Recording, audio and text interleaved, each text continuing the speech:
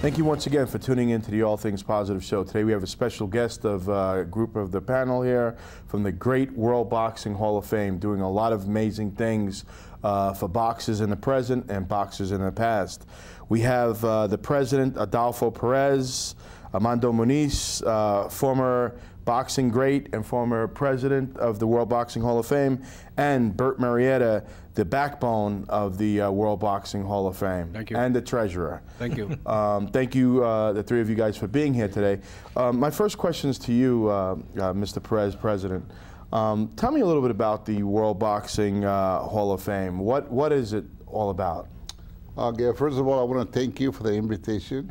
You're welcome. And speaking about the Hall of Fame, 30 minutes is nothing. We need days, possibly, to talk about the Hall of Fame. I see. The Hall of Fame is a non-profit organization. They've been in business for 29 years. This coming banquet will be our 28th. 28th year? Yes. No, 29, but the next coming event is the 28th banquet. I see. Yeah. I see. But it's been a non-profit organization since 1979, which is about, since, let's see, 29 years ago. Wow. And basically, the World Boxing Hall of Fame, like the Baseball Hall of Fame, like the Football Hall of Fame, honors the great fighters of the past, and so they can live in memory, because they made the sport what it is, and we take a lot of pride in recognizing all the great fighters that fought for the world, you know. I see. And so it's been active, you said, for 29 years it's been active? Correct. And how long have you been involved, the three of you, with the... well, I want to thank somebody here on this panel right now for me being in the Hall of Fame, which is Mando. He brought me in 17 years ago.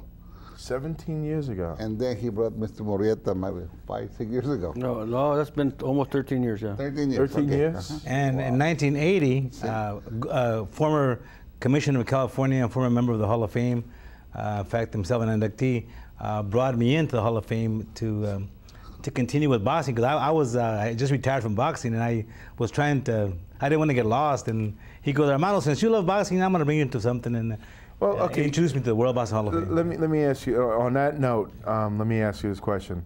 You have a name that's recognized throughout the world in boxing. I mean, anytime when I have told people that Armando Muniz is coming, they're like, oh, I remember him. I have no idea of your career, because I'm, I just got into boxing over the last couple of years, but it seems that everybody who hears your name has seen you fought.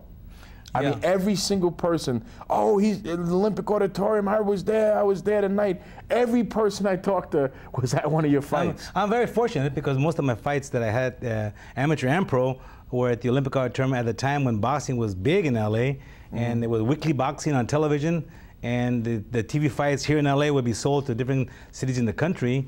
And so, I mean, exposure, I couldn't have asked. I'm a very lucky guy for that. Well, let me ask you a question. Give me a little history. Just give me a rundown, a little bit on your career. I want to just take a little bit away and talk about you a little bit.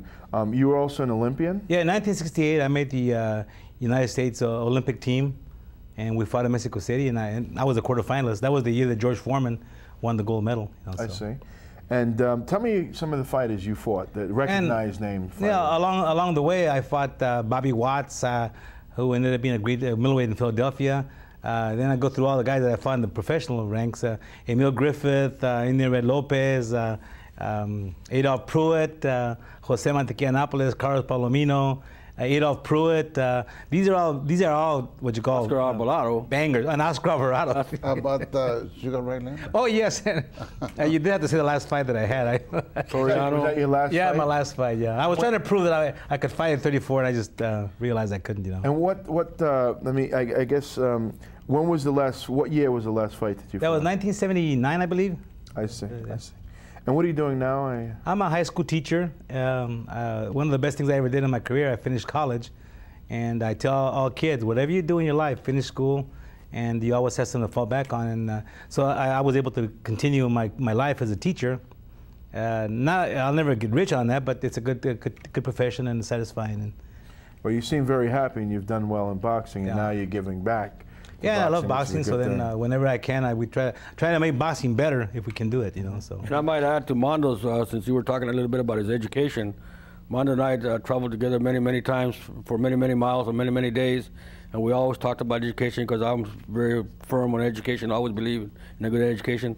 He and I would have conversations about continuing school, and I think, Mondo, you have to agree with me that when you talk to me about your education, I kept telling you, you better get some more education, you better get your master's. And he went and pursued his master's degree, and he got his master's degree. At the age of 54, yeah. At 54? I got my master's degree, yeah. Wow, that's beautiful. Isn't that something? That's very I'm very proud inspirational of in this its guy. own. Yeah. Getting back to the World Boxing Hall of Fame, what types of people volunteer for the World Boxing Hall of Fame? What types of people are on your board, and what types of people do you need, and what types of people get involved? Well, you can't even believe that. We have doctors, we have engineers, we have lawyers, we have cutmen, we have boxers, we have all kinds. Referees, of course. Referees too. Yeah. All kind of people. That are involved with the World Boxing Hall of Fame? Yes.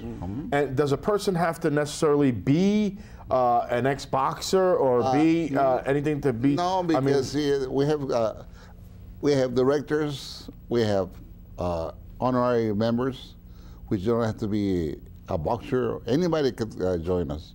You don't have to be a boxer, you don't have to be a businessman, you don't have to be a lawyer. No, anybody can be. Any normal people can. And to bring it more on focus of what we really are. Since you were talking about doctors and lawyers, we have all kinds of personalities on our board, and we even open up our board to out-of-area members that can make some kind of contribution to the World Boxing Hall of Fame. And that's basically what we're looking for. We're looking for people that love the sport, that can actually bring something to the table that will help the World Boxing Hall of Fame reach its goals. And the goals are to eventually one day have a physical building for a museum that we can actually show the public what we all are all about, and so forth. Make exhibits. Well, you guys are obviously volunteers. You're not paid. You're not paid, right? No, nobody gets paid. So, what do you get out of it? Let me go around the table. Let me ask you, Armando. I mean, first, what do you get out of donating your time to the World Boxing Hall of Fame? Well, I figure I spent most of my life boxing. That was my goal as a kid, to be a boxer. And then along the way, I met a lot of people, and then I found out about the Hall of Fame. And see, once you're a boxer, or once you're a fight fan, or once you put a pair of gloves on, the blood will be in your blood forever. It's contagious, and we have fight fans that are just delighted to come to our banquets sometimes just to